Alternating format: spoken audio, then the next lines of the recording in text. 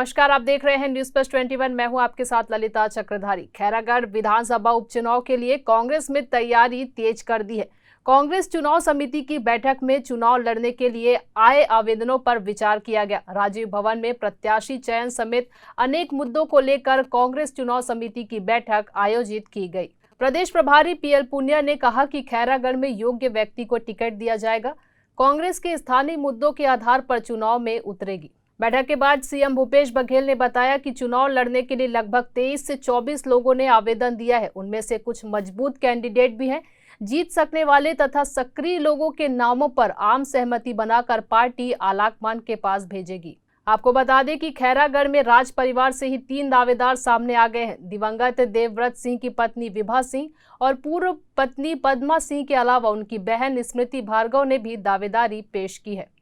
हमारे साथ जुड़े हैं इस वक्त हमारे संवाददाता अविनाश दुबे। जी अविनाश, हमें बताइए खैरागढ़ चुनाव को लेकर कांग्रेस की क्या तैयारियां हैं अब तक? देखिए ललिता, लगातार जो है खैरागढ़ उपचुनाव पर कांग्रेस नजर बनाई हुई है और कल जो है देर रात तक इस पर बैठक भी हुई। आलाकमान इसमें शामिल हुआ, खुद मुख्यमंत्री भी शामिल हुए, पीएल पुनिया भी इसमें शामिल हुए। तमाम जो है विषयों पर बातचीत हुआ और ये फैसला लिया गया है कि जो 24 नाम जिन्होंने दावेदारी पेश की हुई थी उसमें 7 नाम जो है पैनल ने अलग से गठित किया हुआ है। तो बताया जा रहा है कि इन्हीं 7 नामों में से किसी एक को चुना जाएगा और इसमें यह भी बताया जा रहा है कि पूर्व विधायक जो गिरवर जंगेल है उनका नाम सबसे सामने आ रहा है। हालांकि ये अभी भी सूत्र बना हुआ है तो इस पर अभी भी हम कमेंटमेंट कुछ नहीं कर सकते हैं, लेकिन लगातार जो है हाईकमान इस पर नजर बनाया हुआ है और ये भी कहा जा रहा है कि यह जो है छत्तीसगढ़ में नहीं जबकि दिल्ली का जो हाईकमान है वहां से तय होगा कि आखिरकार उपचुनाव में किसको जो है खड़ा किया जाएगा कांग्रेस की तरफ से। तो लगातार तैयारियां और यहाँ तक कि पार्टी के जो छोटे छोटे कार्यकर्ता है और उनसे लेकर के पार्टी के आला कमान तक लोग जो है खैरागढ़ पर नजर बनाए हुए हैं। इस कारण जो है खैरागढ़ का ये उपचुनाव जो है महत्वपूर्ण बनता नजर आ रहा है कांग्रेस की तरफ से। जी अविनाश, राज परिवार का चुनाव में दावेदारी कहां तक सफल होते नजर आ रही है?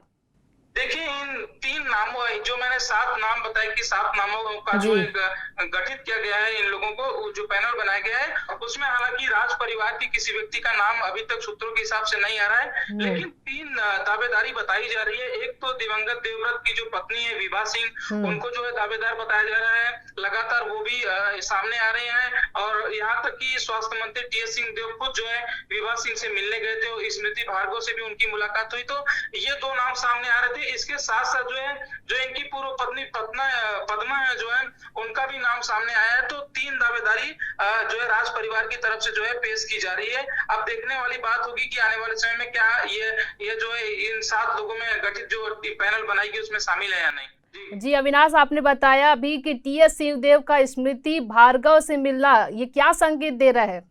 देखिए लगातार चर्चा में ये विषय बना हुआ था और बिजली के तार जैसा जो है लगातार ये खबर राजधानी तक भी आती गई कि आखिरकार टीएस सिंहदेव का जो है स्मृति भार्गव के साथ क्यों मुलाकात हुई अचानक और पैनल की जो मीटिंग है उसमें भी जो है टीएस सिंहदेव शामिल नहीं हुए। तो चर्चाएं जो तेज हो गई थी इन सबके बीच, लेकिन जो विवाद खड़ा हुआ इसमें वो विवाद ये है कि जो विभा है उनकी पूर्व पत्नी पद्मा जो है उन पर गंभीर आरोप लगा रही है कि ये दावेदारी पेश करने के लिए राज परिवार के बच्चों को सामने ला रही है। तो टीएस सिंहदेव का कहीं न कहीं जो है मिलना आने वाली राजनीति में एक उलटफेर देखने को मिल सकता है खैरागढ़ उपचुनाव को लेकर। जी अविनाश, क्या लगता है उम्मीदवार के रूप में किन नामों की संभावना जताई जा रही है? देखिए जो सूत्रों से जो खबर आ रही है लगातार जो है चर्चा में जो नाम सामने आ रहे हैं उसमें 7 नाम जो है जो बताए जा रहे हैं। उसमें जो पहला नाम जैसे मैंने बताया कि पूर्व जो विधायक हैं उनका नाम शामिल है इसमें और साथ ही यशोदा जंगेल उनका भी नाम शामिल है, ममता पाल उनका भी नाम शामिल है, पदम कोठारी उनका भी नाम शामिल है। तो यही वो 7 नाम है जो लगातार जो है चर्चा में बने हुए हैं और सूत्र यही बता रहे हैं कि शायद कांग्रेस की इस उपचुनाव में जो है इन्हीं में से कोई उम्मीदवार जो है खड़ा करेगी कांग्रेस सरकार। हालांकि हाईकमान के पास ये नाम भेजे गए हैं और वहीं से फैसला लिया जाएगा आखिरकार चुनाव कौन लड़ेगा।